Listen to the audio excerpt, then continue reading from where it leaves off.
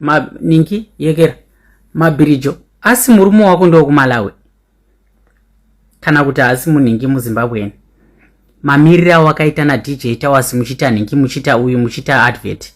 I say no to a married woman elect it's a very big no mabirijo mamirira makaita ngatitaure chokwadi iwe uyu are just ninki kungoroorwa kauchangopinda wakapinda mumari dzemarooro ngatitaure chokwadi mamirira wanga wakaita ayaya ezemeri asi kana muchaya mapoto pamwe muri kuitira izveningi zvemarooro nemarriage paningi pasocial media ini ndiri munhu wongotaura chokwadi mamirira makaita na DJ Towers mabirijo it's a very big no kumunhu achangopinda mumba kumunhu achangoroorwa pamwe ndarasika pamwe advert yeningi iadvert yekuti amen kuri kupisa mazuva ando saka ndakashama musiyane nini aiwa mabirijo pagadzirisewo kaipapo nayo asi murume wako muziyo nokumoria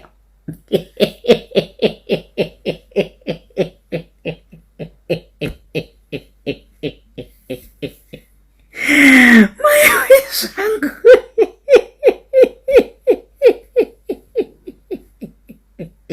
mabirijo maniwe mazuva ndokufarira but sometimes unobhaisa mabirizo ndokufarira zvekuti du zvekutokuda zviya dai ndisiri married but to be honest mabirijo usamira wakaisa magara ako paningi pachidya cha DJ Towers chero ruoko rwa DJ Towers pane pandatoona rwaguma zamu ruchiva rwatoningandiki rwatodzoka kudaiwo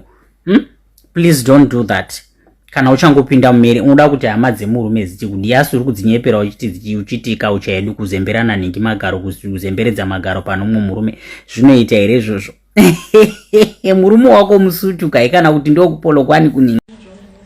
so vanhu vaMwari Ado yazondivhurira page uruda kundirwira mari yangu sezvaita ana Bybit pandiri pana azvishandi bamngomado kuno kumakata mngomado page muchavhura ende mira usada kumanyamberi indazo confirm kuti sure here wakarogwa kana usina kurogwa nipe kiss izvezvi ikisere uzati shakunze kwenyika vanopana namakisi tezvara vachine pakisi mukora yandatokupa ye apa ndodai pamuromo no iyoyo haibudi ndipe pamuromo mabirijo iyoyo haibudi ado ndine boyfriend asi mabirijo kurogwa ukarogwa kundochoka ini handichatozio chandoziva necho ndakatenga unomborambireiko nokuro chandoziva necho ndakatenga grocery just want to say kuna Ado mwana mai vangu aiwa uri kunyanyisa mapfekero dressing pakuekitapa rega ndikupe advice I've been in comedy industry for years so dressing yako make sense neka original content uine dress rako rezvidododo zviya mwana mai vangu so nhasi ndangofila ungoti semunhu anomira nechokwadi always antaura chokwadi uri kunyanya dressing yako uri kuzoinyanyisa kuzoiwedzeredza unobva waita kachimokoka you know so ndangoti ndikubatsire Ado adopted son you are doing very good so let me tell you one thing keep doing your content but come back to your dress usazonyanyisisa because ukanyanyisisa kudressa ndopaya paunozotukwa nevanhu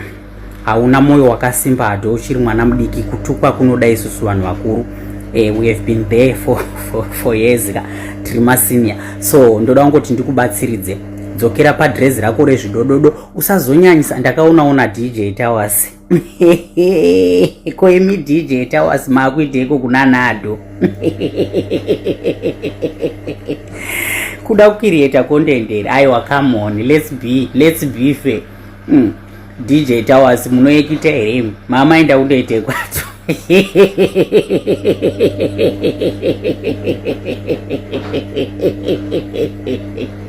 my name is Mazepe. Have a nice day. I love you.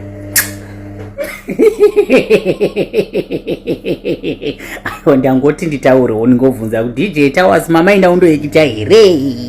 takaona makapfeka zvinhu zvitsvuku zvevalentine muna ningi